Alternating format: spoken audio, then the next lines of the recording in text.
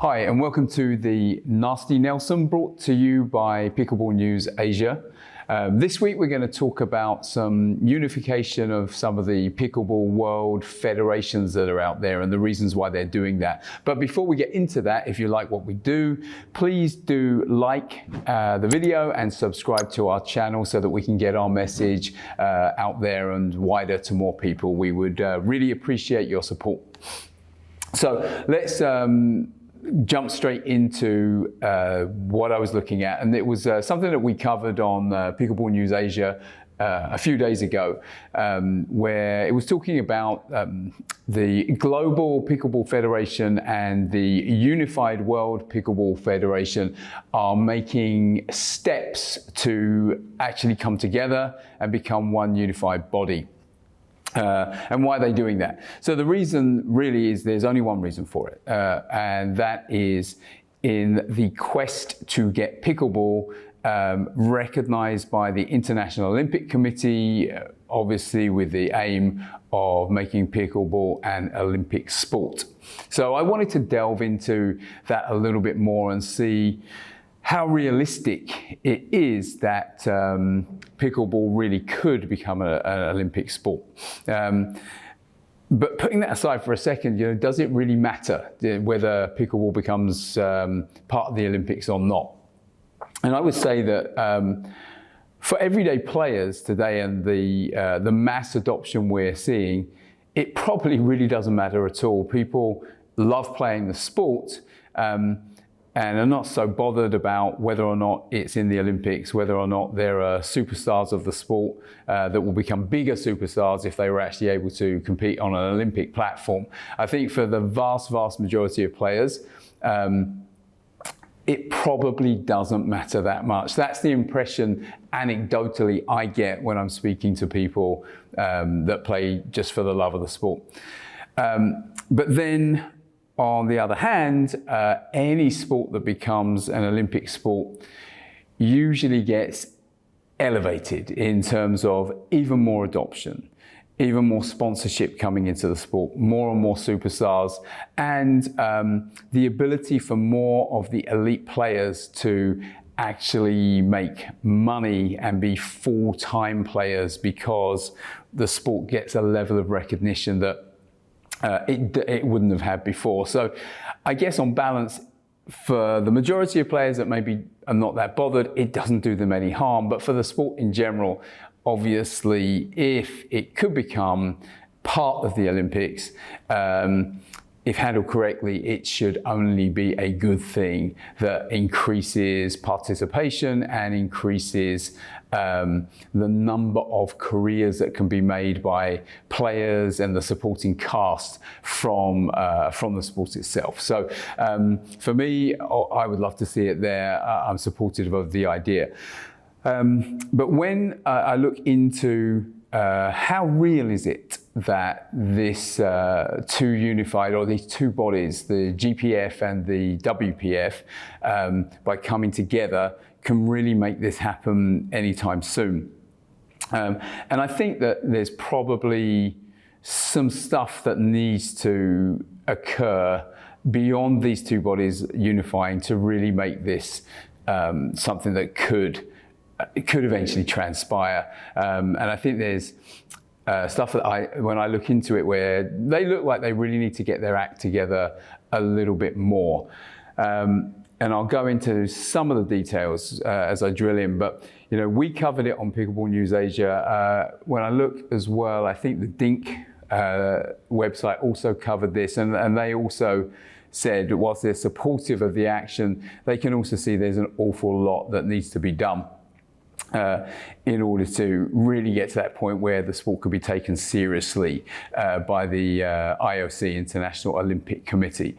I think one of the things to point out, though, is why these bodies are coming together is there is no chance at all that it could ever become an Olympic sport until there is one single unified governing body.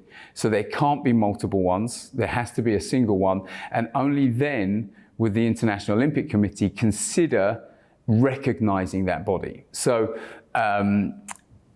despite what I might go into in a minute about things that need to be improved, the step itself, the fact that these two bodies are kind of throwing egos aside to come together, is obviously a very key moment, because until there is one organization that everyone backs, then it's going to be impossible for it to become an Olympic sport. So the move in itself is really, really important, and it's good that they're doing that. But there's things that I would say need to be looked into a little bit in terms of, how do they become a little bit more professional? So one of the things that I look at is if you take the WPF, and we'll take a look at the website here for the WPF, and look at how they're kind of positioning themselves. What I would say is there's been a big press announcement about this unification, but given that the reason for this unification is, this road to get to the Olympics, if you look at the website, there's some issues with it. The homepage is great, looks very nice, but then if you can go to the next pages behind it, it's super out of date and it looks really bad. And then if you go into, they have a section called Road to the Olympics. It's really, really out of date. It's like, there's stuff on there from 2021 from the then president, who I think is still the president, Seymour Rifkin, doing some things that's just out of date. The last entries on there in terms of the history of pickleball are back in 2023. And there's some very, very dated videos just of Seymour himself talking about Road to the Olympics. Again, look like they're 3 or 4 years old. And nothing about where the sport's got to in the last couple of years. So I think just that in itself, if you're really serious about doing this and you're making large announcements about unification and everything else, you've got to get your messaging right as well. And to be taken seriously, the case that you make for yourself needs to be done a lot more professionally. So that's one thing that I would look at. And then I also look at the GPF website as well, and just see what's going on there. And again, other things that just where they need to get their house in order from my perspective. Because when I look at that as a global pickleball federation, it has the normal stuff, funding, tournaments, membership, but then it has a really strange thing on its website, find a court. And for a global pickleball federation to have something that's find a court seems to be a bit strange. And then when I go into that, it seems to be promoting something called Pickleheads, which is a court finder application that looks like it's it looks like it's some kind of commercial operation. So I don't know if it's connected to someone in Global Pickleball Federation or not. Could be, maybe not. But it certainly looks like it's something separate from Global Pickleball Federation that's then being promoted there. And there's nothing really wrong with that. But if you're really trying to focus on being a highly regarded, respected, single federation that is there to guide and govern the sport, then things like Court Finder is probably not the thing you need to be doing. So this is where I believe that whilst the move is good and trying to bring these federations together is good, trying to become seriously accepted so that you become an Olympic sport is good. I would say there needs to be a bit more work in terms of the presentation behind it, because if you're already talking Olympics and you're trying to get the eye of Olympic committee members, everything that you do needs to really look good and needs to really promote the sport in the right way. And when you just go a couple of pages into these organizations that are claiming that's what they want to do, they, for me, fall a little bit short. So that's something that I think that they should really try and work on.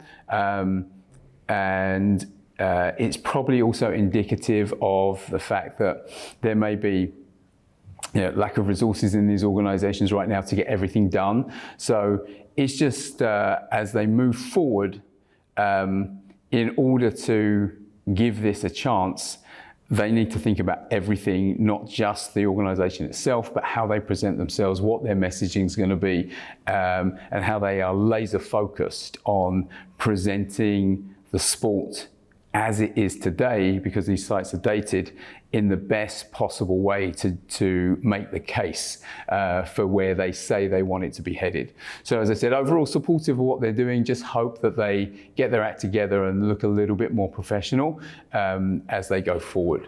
So I think that covers the main point I was trying to make about this story that we covered this week. We will put the links to the P&A article, the DINK article, and also to the two federations, so that if you're interested and want to check it out for yourself, you can do. But as a reminder, in the meantime, if you did like what you saw, please do give us a like and do subscribe to the channel, and we will be back next week.